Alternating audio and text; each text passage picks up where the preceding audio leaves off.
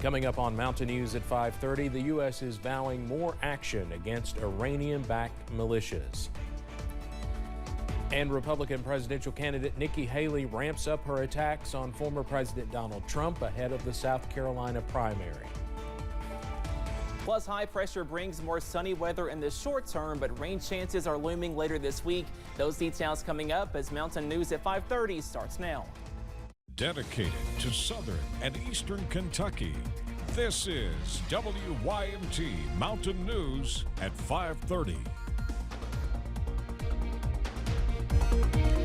Good evening, I'm Steve Hensley. The U.S. says strikes on Iranian-backed groups that have attacked U.S. forces in the Middle East are just beginning. CBS's Skylar Henry has the latest from the White House.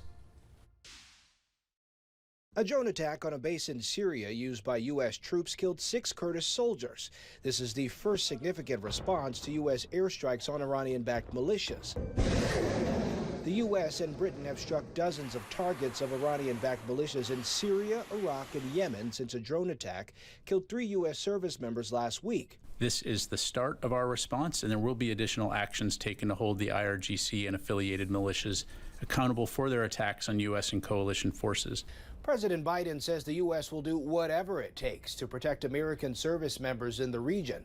But the strikes threaten to escalate an already tense situation in the region. We, the United States, the Department of Defense, do not seek war with Iran. But if our forces are threatened or attacked, we will take appropriate action. Secretary of State Antony Blinken arrived in the region for the 6th time since October. He's there for talks with partners on finding a ceasefire in the war between Israel and Hamas. Our hope, and one of the things that the Secretary is continuing to work towards and work on, is ending this conflict as soon as we can. Iranian-backed militias have carried out more than 165 attacks on U.S. troops since October 17th. Skylar Henry, CBS News, the White House. President Biden formally notified Congress today of the attacks during the weekend on Iranian-backed militias. More than 60 Palestinian civilians from Gaza have arrived in Italy after they managed to leave the war-torn enclave on board an Italian Navy ship. The group includes 18 children who are set to receive medical treatment in Italian hospitals. Officials in Italy say about 100 children were expected to be in the country as part of a project organized by various Vatican charities. Last week, 11 children came to Italy and were transferred to hospitals throughout the country. The former New York City firefighter who famously stood with then President George W. Bush amid the rubble of the 9/11 terror attacks has died. The cause of Bob Beckwith's death was not immediately released. That's him with the fire hat on. He revealed last year he had malignant skin cancer and other health problems. Beckwith was already retired when terrorists struck the World Trade Center on September 11, 2001, killing 2,753 people. Bob Beckwith was 91.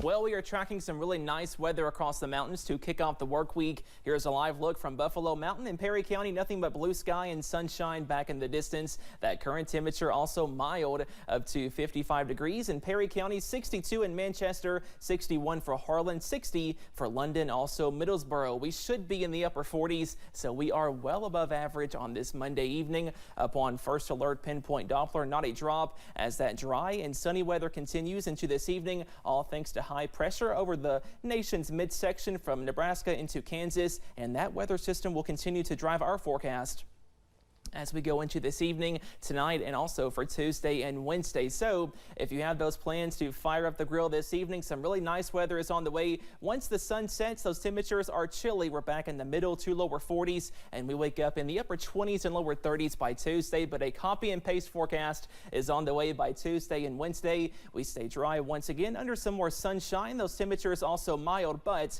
I do want to give you that first alert. We are tracking some changes as we go into late Thursday, Friday, and the weekend.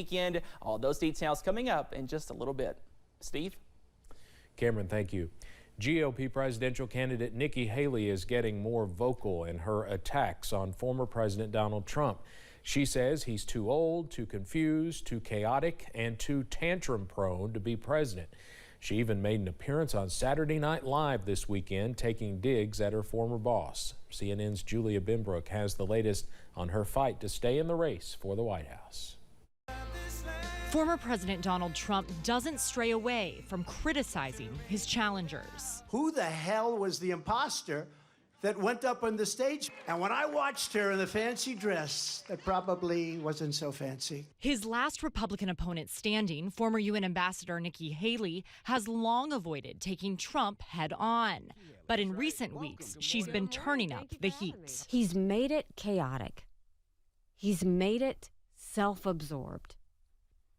He's made people dislike and judge each other. Over the weekend, Haley made a surprise appearance on Saturday Night Live, questioning why the former president won't join her on a debate stage and highlighting the frontrunner's age and recent gaffes. Are you doing okay, Donald? You might need a mental competency test.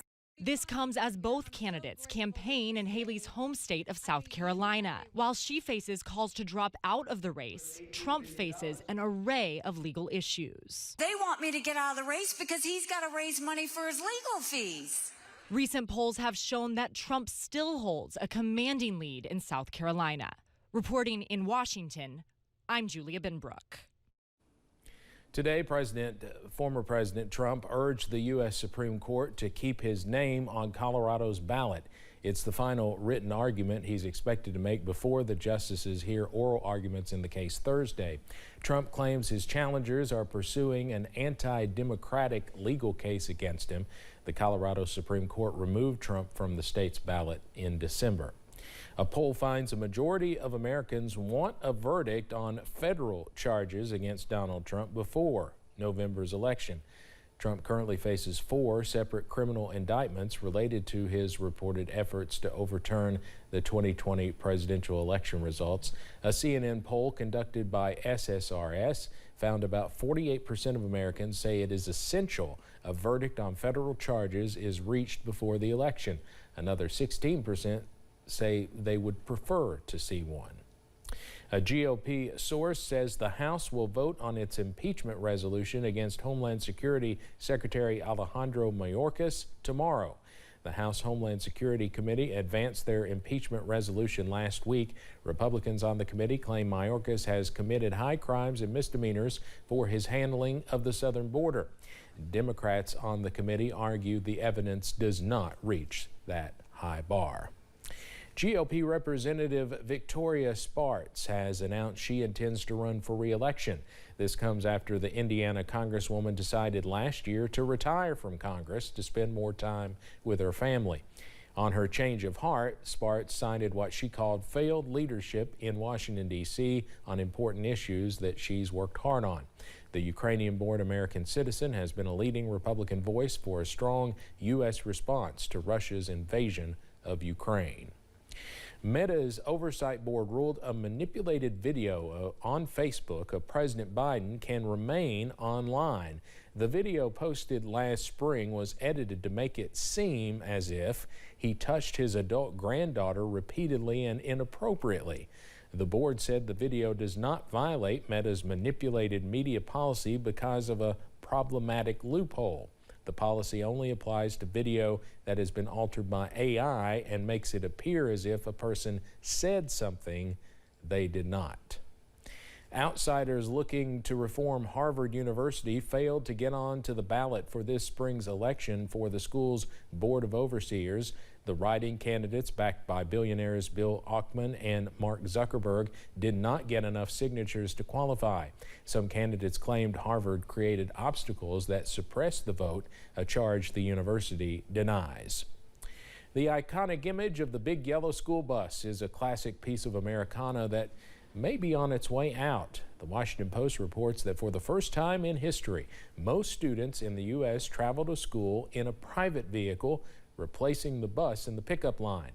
According to the Federal Highway Administration, 53% of students in this country were either driven or drove themselves to school in a private vehicle in 2022. Coming up on Mountain News at 5:30, a new study found men still dominate college majors that lead to jobs with the highest salaries. We'll tell you about the right degrees to pursue to earn more money. Plus, this dry stretch will continue through midweek. Your first alert forecast after this break.